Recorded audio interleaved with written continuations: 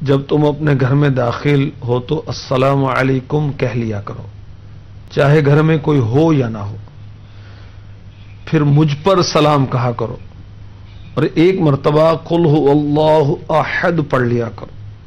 اس شخص نے ایسا ہی کیا تو اللہ تعالی نے اس پر رزق کھول دیا، یہاں تک کہ اس کے ہمسایوں اور رشتہ داروں کو بھی اس رزق سے حصہ پہنچا.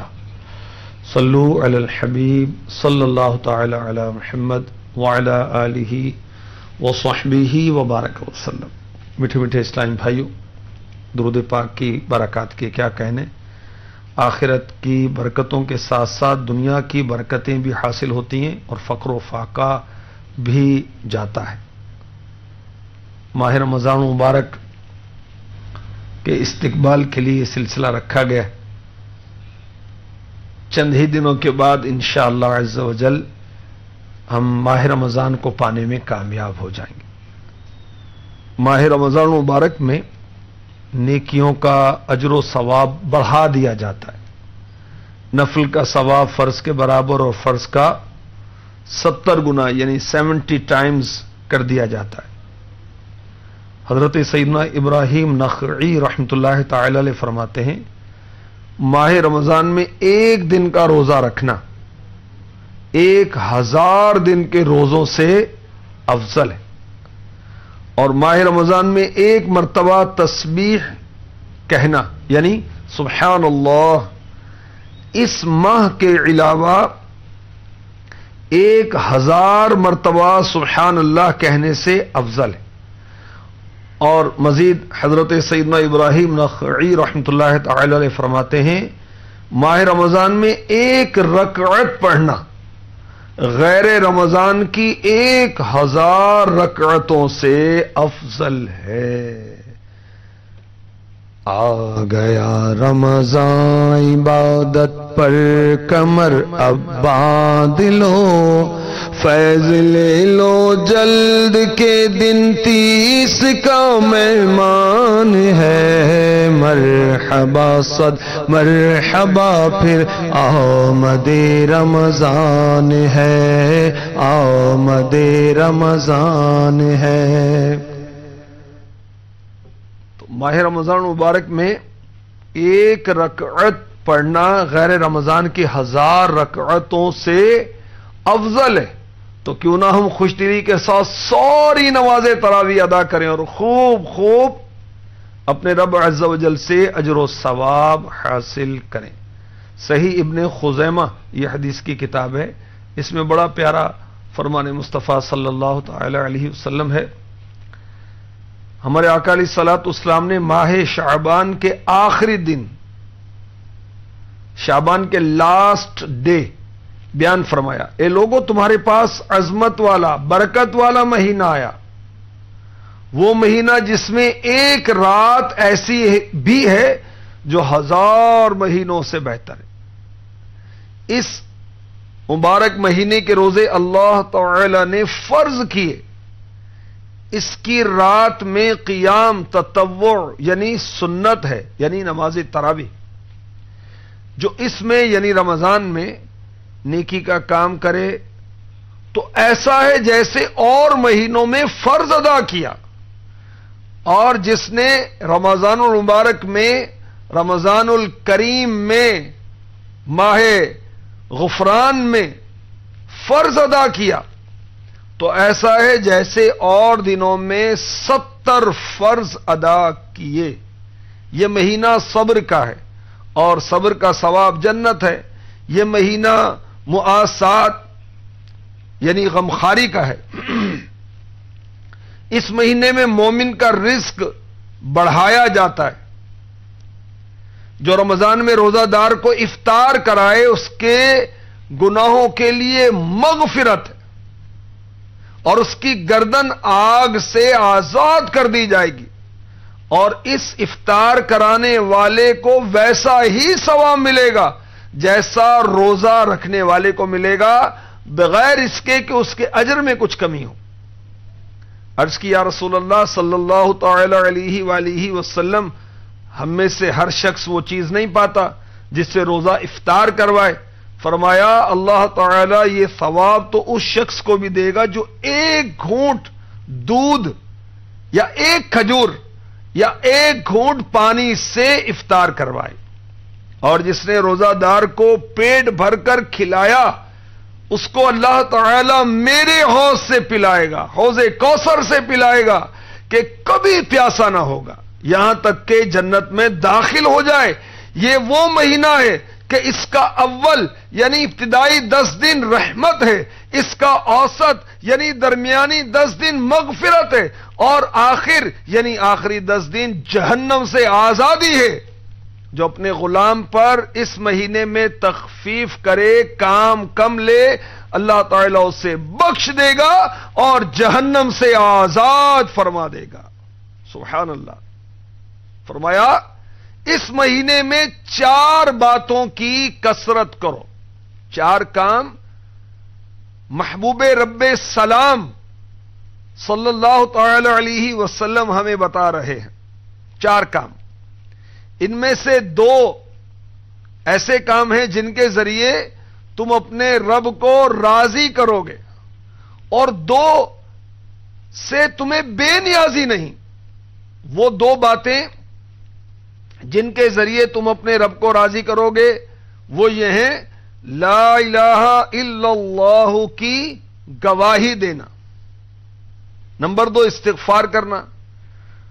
وہ 2 باتیں جن سے تمہیں بے نیازی نہیں، وہ ہیں اللہ تعالی سے جنت طلب کرنا، جہنم سے اللہ تعالی کی پناہ طلب کرنا۔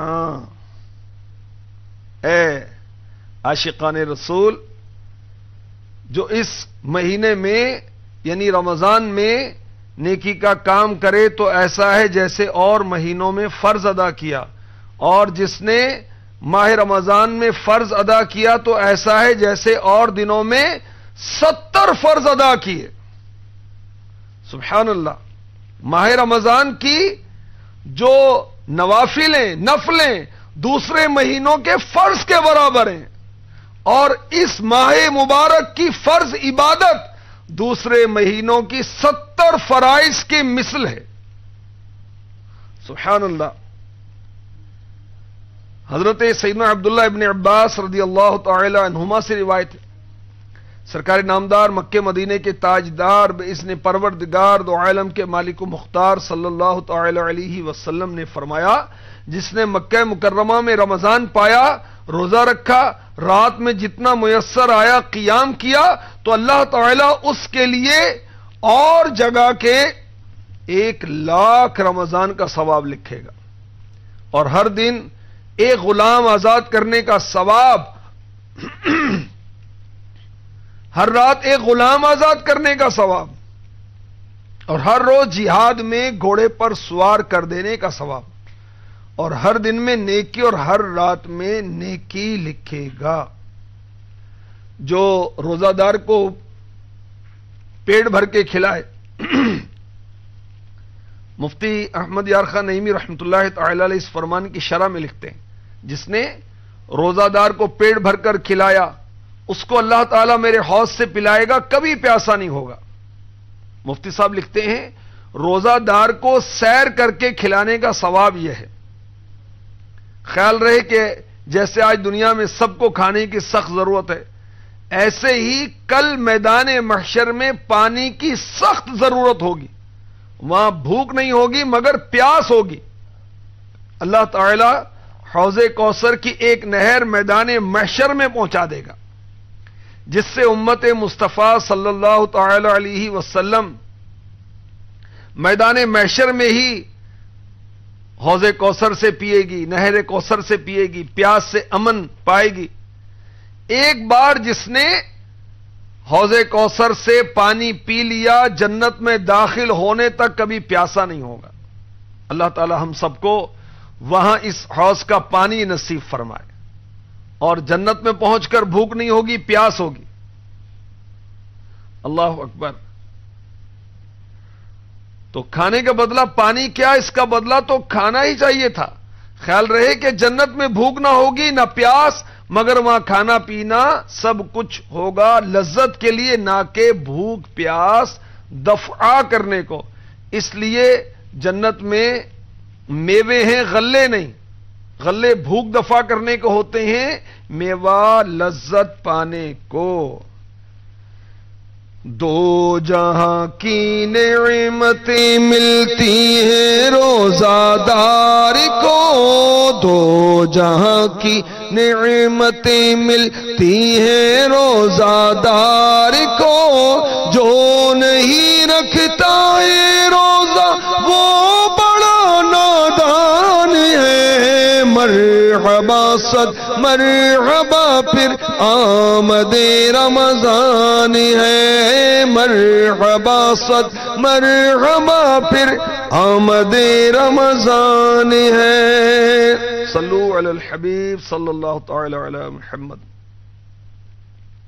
حکایتیں اور نصیحتیں مکتبۃ المدینہ کی بہت پیاری کتاب ہے، مبلغین اور مبلغات کے لیے تو بہت ہی مفید ہے۔ 56 بیانات تیار شدہ اس کے اندر موجود ہیں، اور دیگر اسلامی بھائی بھی اس کو پڑھیں تو بہت دینی معلومات ملے گی، انشاءاللہ محبت الہی پیدا ہوگی، اور بہت سارے مدنی پھول چننا نصیب ہوں گے انشاءاللہ عز و جل۔ اس میں لکھا ہے اللہ تعالی کے عرش کے گرد حضیرت القدس نامی ایک جگہ ہے، وہ نور کی جگہ ہے۔ اس جگہ میں اتنے فرشتے ہیں کہ اس کی تعداد اللہ ہی جانتا ہے۔ یہ سارے فرشتے اللہ تعالی کی عبادت کرتے ہیں، غافل نہیں ہوتے۔ جب رمضان کی راتیں آتی ہیں تو وہ فرشتے اپنے رب عز و جل سے زمین پر اترنے کی اجازت طلب کرتے ہیں، اور یہ فرشتے آقا دو جہاں صلی اللہ علیہ وسلم کی امت کے ساتھ نماز تراویح میں حاضر ہوتے ہیں۔ اگر کوئی ان کو چھوئے یا وہ اس کو مس کریں، ٹچ کریں، تو وہ سعادت مند ہو جائے، اس کے بعد کبھی بدبخت نہ ہوگا۔ حضرت سیدنا فاروق اعظم رضی اللہ تعالی عنہ نے یہ حدیث سنی تو ارشاد فرمایا ہم اس فضل و اجر کے زیادہ حقدار ہیں۔ چنانچہ آپ رضی اللہ تعالی عنہ نے ماہ رمضان میں لوگوں کو باجماعت نماز تراویح کا حکم فرمایا۔ جو خوش نصیب ماہ رمضان میں راتوں کو عبادت کرتے ہیں کتنے سعادت مند ہیں۔ سنیں، میرے آقا علیہ الصلوۃ والسلام نے فرمایا ایمان و اخلاص کے ساتھ ماہ رمضان مبارک کی راتوں میں عبادت کرے تو اس کے پچھلے گناہ بخش دیے جائیں گے۔ تو اللہ کرے نماز تراویح خوش دلی کے ساتھ پڑھنا ہمیں نصیب ہو جائے، ماہ رمضان کی ساری عبادات خوش دلی کے ساتھ کرنا نصیب ہو جائیں، آمین بجاہ النبی الامین صلی اللہ تعالی علیہ وسلم۔